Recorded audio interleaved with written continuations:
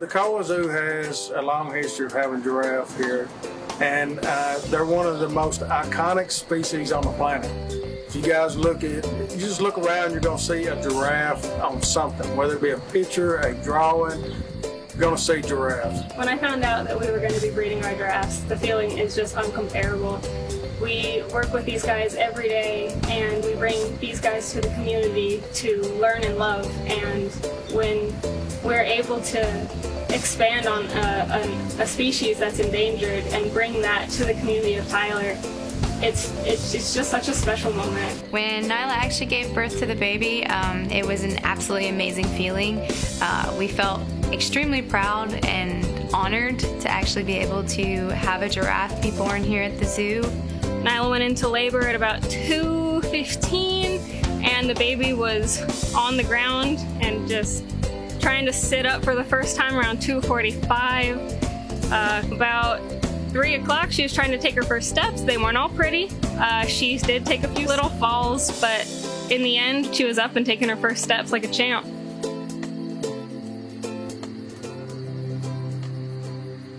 About the 17-hour mark of life, we go in and we do a physical exam, we draw blood, and we look at certain parameters to see if she's got enough proteins and antibodies in her blood. And she is borderline in not having quite enough. The mom's milk, we're not sure the colostrum was as great as it could have been to give her the adequate immunity that she needs and the perfect antibody levels.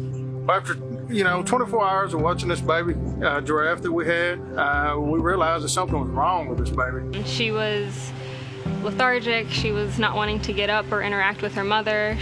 She wouldn't nurse. She was having some hiccup-like spasms that prevented her from getting any sleep, so she was very tired. If the baby wasn't eating at that point in time, then she wasn't getting that immunity and everything that she needed to be able to survive even the first couple of days. We did an emergency plasma transfusion. We received plasma from the Cheyenne Mountain Zoo. We were very grateful to them for that. This plasma transfusion, it was very important to saving this animal's life. Once the husbandry staff had the baby in hand, our veterinary team separated into 2 teams. One concentrated on collecting blood for testing. The other, the physical exam, checking temperature, pulse, respiration, getting a weight, and evaluating the baby. We put in an IV catheter in her neck after we did a little bit of deadening with lidocaine, so it didn't hurt. She really didn't react that much. She really tolerated the whole experience well. We ran the drip of the plasma to her first, which has all the antibodies and the good stuff. We call it the gold. That's what we were going for. And then after that, we gave her some IV fluids that have electrolytes in it, just hydrating her. After the whole painstaking process, she was able to stand up. She started to nurse a little better. She was really turning things around. We started getting concerned when she wasn't necessarily eating, and we did blood work, and things were coming back that she wasn't getting that immunity that she actually needed to survive. We came back to work the next day, and things weren't good again.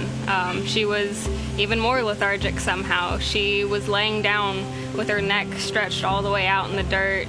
It started to feel like we were losing her a little bit, and a lot of us started to prepare for the worst. We were doing super well, baby was doing good, very active, and then it's like we hit a brick wall.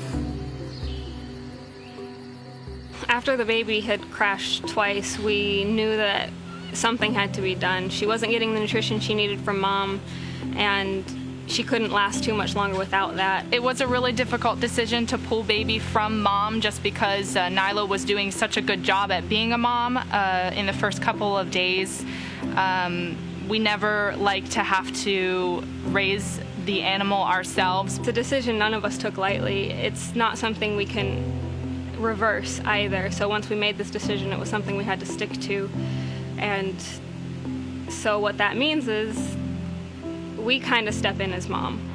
The plan from here on out is to continue to monitor the baby. And you know, it's a touch and go process.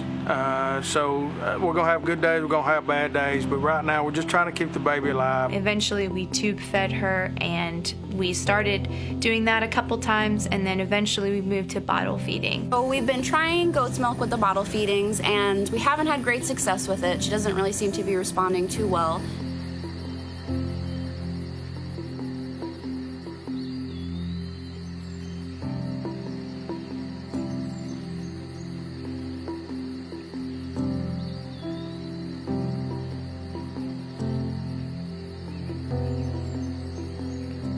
It's very critical for us at this point to get this baby to nurse. If this baby doesn't nurse, the baby's gonna die.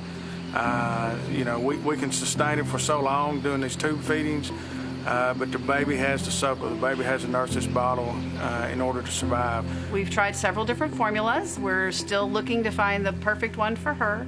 It's a fluid situation with different formulas, different sources, different nipples, different bottles, different presentations to get her to nurse. We will continue to monitor her with her blood work and support her with fluids as needed. So we did some research, reached out to some other zoos and institutions, and found that cow's milk is a possibility. So we are going to try cow's milk and see how it goes. I just happened to glance over, I seen this towel, and I thought, man, I'm gonna hide up under that towel and go back in. Give this baby a different presentation. One, hid my face.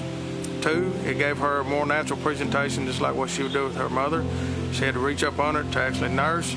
It worked.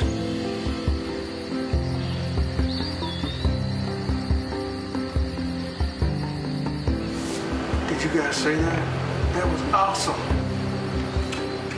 Our baby just nursed the bottle for the very first time. Cow's milk was a success. It came down to a life or death situation for her, and I think our entire team, including myself, was determined to help her survive this, to bring her through, and to hopefully make her a very happy and healthy giraffe in the end. It is working. She's getting those nutrients that she needs. She's growing stronger every single day, and we're really happy with where we're at. Once we started bottle feeding her, she was actually not as reluctant to come up to us and take the food. It's almost like she knew that she needed it and that she just really wanted to give it a shot. Our baby girl is doing wonderful. She is growing. She's put on about a foot of height. So far, she's eating very, very well. What we have learned is no two giraffe calves are alike, and she is very individual and very independent, but we're happy to see her feeling good, bucking, kicking, being a little stinker all the time. She's strong, she's tough, she's determined to survive, she's got spunk, she's got pretty much everything that you want her to have. She's definitely a fighter.